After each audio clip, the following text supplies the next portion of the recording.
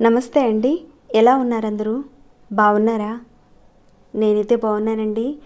మీ అందరికీ అమ్మవారి ఆశీస్సులు ఎల్లప్పుడూ ఉండాలని కోరుకుంటూ, అక్షయ తృతీయ రోజున లక్ష్మీ అమ్మవారిని ఏ రకంగా పూజించితే బంగారంతో పూజించిన ఫలితం మనకు కలుగుతుంది, అలానే ఇంటికి ఉన్న నరకోశ, నరదృష్టి ఇలాంటివన్నీ కూడా వెళ్ళిపోవాలంటే ఏం చేయాలనే విషయాలన్నిటి మీద కూడా ఈరోజు వీడియో ఉంటుందండి. ఆ విషయాలన్నీ కూడా తెలుసుకునే ముందు ఒక చిన్న రిక్వెస్ట్, కనీసం వీడియోని చూసేవారు ఒక చిన్న లైక్ చేయడం మాత్రం అసలు మర్చిపోకండి. సబ్స్క్రైబ్ కానివారు, కొత్తవారు మొదటిసారిగా చూస్తుంటే మన ఛానల్లో అనేక రకాలైన సమస్యలకు తగ్గ మంచి మంచి పూజలు, పరిహారాలు ఉన్నాయి. ఒకసారి మీరు ఛానల్లోకి వెళ్ళి చూసి మీ సమస్యకు తగ్గ ఏదైనా పూజను కానీ పరిహారాన్ని కానీ ఎంచుకొని ప్రయత్నం చేయండి. దాంతోపాటుగా సబ్స్క్రైబ్ కండి, బెల్ బటన్ ప్రెస్ చేయండి, ఆలైన నోటిఫికేషన్ తప్పకుండా యాక్టివేట్లో పెట్టుకోండి. అలా చేస్తేనే ఈ ఛానల్ నుంచి వచ్చే ప్రతి ఒక్క వీడియో నోటిఫికేషన్ ఎక్కడ మిస్ అవ్వకుండా మీ వరకు వస్తాయి. స్కిప్ చేయకుండా వీడియోని ఎండ్ వరకు చూడండి, ఓకేనండి? ఇక మన విషయంకి వెళ్దాం. ఈ అక్షయ తృతీయ మనకి ఈసారి మంగళవారం వస్తుంది కాబట్టి మీరు ముందు రోజునే మీ పూజా మందిరంలో ఉన్న ఫొటోస్ని కానీ విగ్రహాలను కానీ అన్నీ కూడా క్లీన్ చేసుకుంచుకోండి.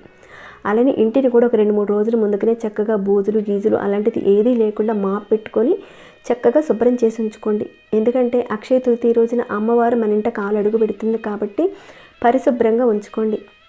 అలానే ఈ మంగళవారం రోజున మన పూజా మందిరంలో ఉన్న పటాలను తీసి శుభ్రపరచకూడదు కాబట్టి ముందు రోజే మీరు వాటిని తీసి శుభ్రపరిచి ఉంచుకోండి.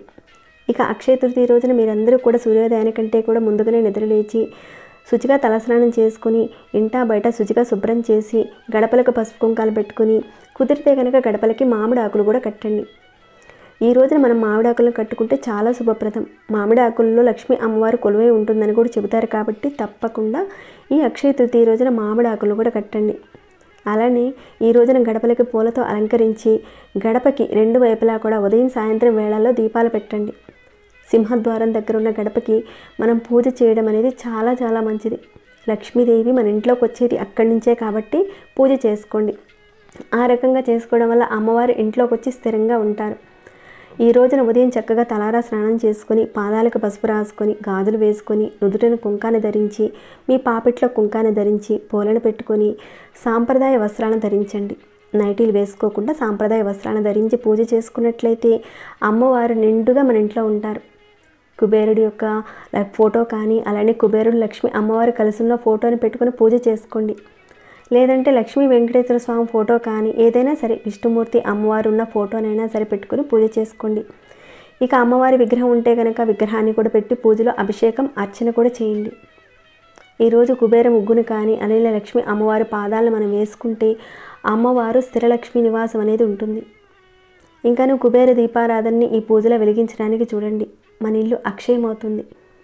ఈ రోజున తామర ఒత్తులతో దీపారాధన చేయడం అనేది చాలా చాలా విశేషం. ఆ రకంగా దీపారాధన చేయండి. ఈ రోజున అలా కుదరని వాళ్ళు 5 ఒత్తులు వేసి నేతితో దీపారాధన చేయండి. ఇక నిత్య దీపారాధనతో పాటు కామాక్షి దీపారాధన కూడా మనం వెలిగించుకుంటే చాలా విశేషమైన ఫలితాలు ఉంటాయి. లేదంటే ఐశ్వర్య దీపారాధన వెలిగించుకున్నా కానీ చాలా విశేషమైన ఫలితాలు ఉంటాయి. మీ దగ్గర అమ్మవారి విగ్రహం ఉంటే కనుక కుంకుమార్చన చేయండి, చాలు మంచి ఫలితాలు వస్తాయి. ఒకవేళ అమ్మవారి విగ్రహం లేదనే వారు తమలపాకులో ఒక కాయిన్ పెట్టి అమ్మవారి స్వరూపంగా భావించైనా సరే కుంకుమార్చన చేసుకోవచ్చు. ఆ రకంగా కుంకుమార్చన చేసిన తర్వాత రోజున ఆ కాయిన్ని తీసి మీరు డబ్బులు దాచుకునే ప్రదేశంలో ఉంచుకోండి.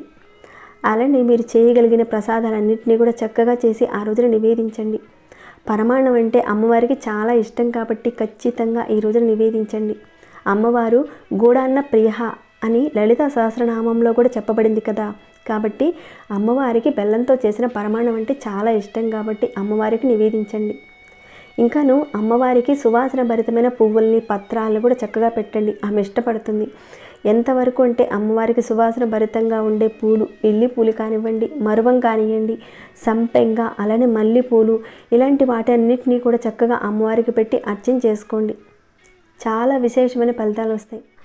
అలానే ఈ రోజున కలువు పూలు ఎవరికైనా అవైలబుల్గా ఉంటే కనుక కలువు పూలను కూడా పెట్టండి. ఈరోజు పూజలో అమ్మవారి దగ్గర కనకదార స్తోత్రము, అష్టలక్ష్మి స్తోత్రాన్ని తప్పకుండా పఠించడానికి చూడండి. రాని వారు కనీసం ఆడియోని పెట్టుకొని వినడానికైనా ప్రయత్నం చేయండి. అలానే ఈ రోజున బంగారం కొనలేకపోతున్నామని చెప్పేసి బాధపడేవారు ఎవరైనా ఉంటే కనుక మీ దగ్గర ఉన్న బంగారాన్ని పాలతో కడిగి పసుపు నీళ్ళతో శుద్ధి చేసి ఆ తర్వాత నీటితో శుద్ధి చేసి అమ్మవారి పూజలో పెట్టండి. ఈ అక్షయ తృతీయ రోజుని అన్నపూర్ణేశ్వరి అమ్మవారు కూడా అవతరించింది కాబట్టి అన్నపూర్ణేశ్వరి అమ్మవారి యొక్క విగ్రహం ఉన్నా కానీ ప్రతి ఒక్కరూ కూడా బియ్యంలో ఆ అమ్మవారిని అంటే అన్నపూర్ణేశ్వరి అమ్మవారి యొక్క విగ్రహాన్ని ప్రతిష్ఠ చేసి ఆ అమ్మవారికి ఈరోజు పూజ చేసుకోండి. ఈరోజు బియ్యాన్ని దానం చేసినా లేదంటే స్వయంపాక దానం చేసినా కానీ మన జీవితాంతం కూడా ఇంట్లో ప్రతి ఒక్కరికి కూడా భుక్తికి లోటు లేకుండా ఉంటుందని చెప్తారు. ప్రతి ఒక్కరూ కూడా ఈ రోజున అన్నపూర్ణేశ్వరి అమ్మవారికి అర్చన కూడా చేసుకోండి. ఈ రోజునే సింహాచల క్షేత్రంలో సింహాద్రి అప్పన్నకు చందనోత్సవం కూడా చేస్తారు.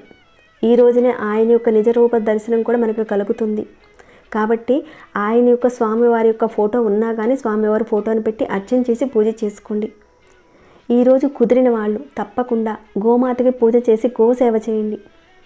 ఆ రకంగా చేయడం వల్ల ఈరోజు మనం సకల దేవతలను కూడా పూజ చేసిన పుణ్యం అనేది మనకు లభిస్తుంది. కనీసం గోవుకి ఈ రోజున ఆహారాన్ని పెట్టండి. ఇక ఇంటికి ఉన్న దిష్టి దోషాలు అలాంటివి తొలగిపోవాలంటే మీరు ఇంటికి సింహద్వారానికి కట్టిన ఆ గుమ్మడికాయని కానీ ఆ నిమ్మకాయలు కానీ తీసేసి ఆ ప్లేస్లో కొత్తవి పెట్టండి. ఇక ఇంటి ముందు నిమ్మకాయని కట్ చేసి పసుపు రాసి కుంకుమ పెట్టి గడపకి 2 వైపులా పెట్టండి. ఇంకాను దిష్టి పట్టికను కట్టుకున్నా కానీ ఈరోజు ఇంటికి ఉన్న దిష్టి దోషాలన్నీ కూడా తొలగిపోతాయి. అలానే సింహద్వారం ముందు కొద్దిగా ఒక బౌల్లో అంటే ఒక గాజు బౌల్లో కాస్త లేదంటే మట్టి ప్రమిదిలో కానీ కాస్త ఉప్పుని అలా పెట్టినా కానీ మనకున్న దోషాలు కానీ అలానే గృహానికి ఉన్న నరఘోష నరదిష్టి అలాంటివన్నీ కూడా వెళ్ళిపోతాయి. ఈ ఒక్క రోజనే కాదండి, మనం తరచూ చేస్తూ ఉండడం వల్ల మనకు మంచి ఫలితాలు అనేటివి వస్తాయి. విశేషమైన రోజుల్లో మనం ప్రారంభించిన దాన్ని మనం కంటిన్యూ చేస్తే అది మనకి చాలా చాలా మంచి ఫలితాలు కనిపిస్తాయి.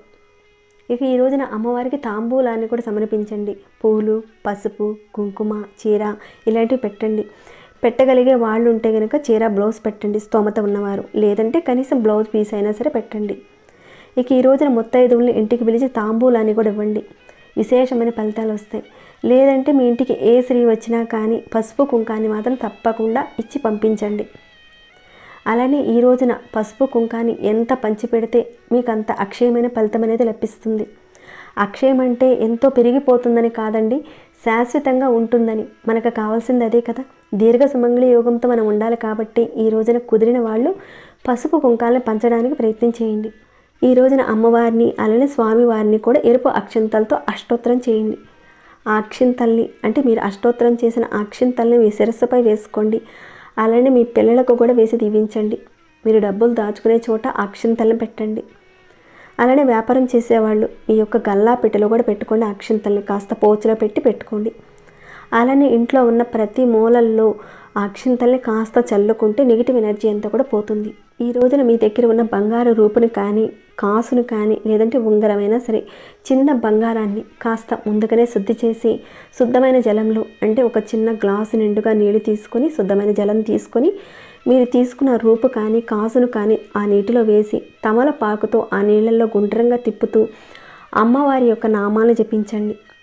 ఆ రకంగా జపించిన తర్వాత ఆ నీటితో ఆ రోజున అమ్మవారికి అభిషేకం చేస్తే మనం బంగారంతో అభిషేకం చేసినంత ఫలితం లభిస్తుంది. అర్చించిన ఫలితం మనకు వస్తుంది.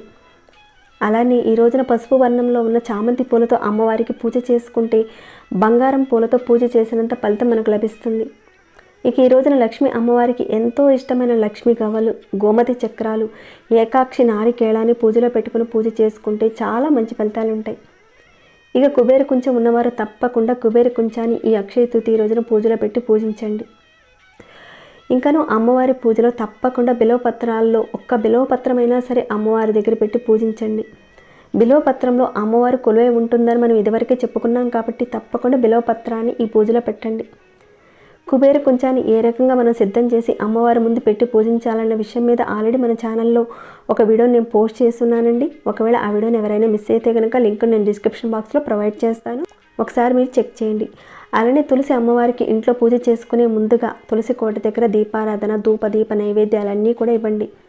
సాయంత్రం పూట కూడా మీరు ఒకసారి అమ్మవారికి పూజ చేసుకోండి. తులసి అమ్మవారికి తప్పకుండా ఈ అక్షయ తృతీయ రోజున చెప్పుకున్న వాటిల్లో మీ దగ్గర ఏవైతే అవైలబుల్గా ఉన్నాయో వస్తువులు వాటిని పెట్టి మీకు కుదిరినంతలో తప్పనిసరిగా ధూపదీప నైవేద్యాలతో మంత్రాలతోనూ అమ్మవారిని స్తుతించండి. అమ్మవారి మీ ఇంట్లో ఎప్పుడూ కూడా కొలువై ఉంటుంది. అలానే అక్షయ తృతీయ రోజున చేసుకునే మరికొన్ని పరిహారాల గురించి కూడా నెక్స్ట్ వీడియోలో మనం పూర్తిగా తెలుసుకుందామండి. తప్పకుండా ఇప్పుడు చెప్పుకున్న విధంగా అమ్మవారికి ఈ అక్షయ తృతీయ రోజున పూజ చేసుకొని అమ్మవారి యొక్క కృపా కటాక్షాలు మీకు ఎల్లప్పుడూ కూడా కలగాలని నేను కోరుకుంటున్నాను. ఇక ఈ వీడియోని ఇంతటితో ముగిస్తున్నాను. ఇంకేమైనా డౌట్స్ వస్తే కనుక అడగండి, తప్పకుండా రిప్లై ఇస్తాను. అలానే మీ మనసుకు ఎలా అనిపించింది నా మాట చెప్పండి. ఇంకా లైక్ చేయని వాళ్ళు ఎవరైనా ఉంటే కనుక ఒక చిన్న లైక్ చేయండి. సబ్స్క్రైబ్ కాని వారు సబ్స్క్రైబ్ చేసుకోండి. ప్రతిరోజు మన ఛానల్లో ఉన్న వీడియోస్ని చూస్తూ ఉండండి. మరొక భక్తి వీడియోలో మళ్ళీ మిమ్మల్ని కలుసుకుంటాను. అంతవరకు సెలవు.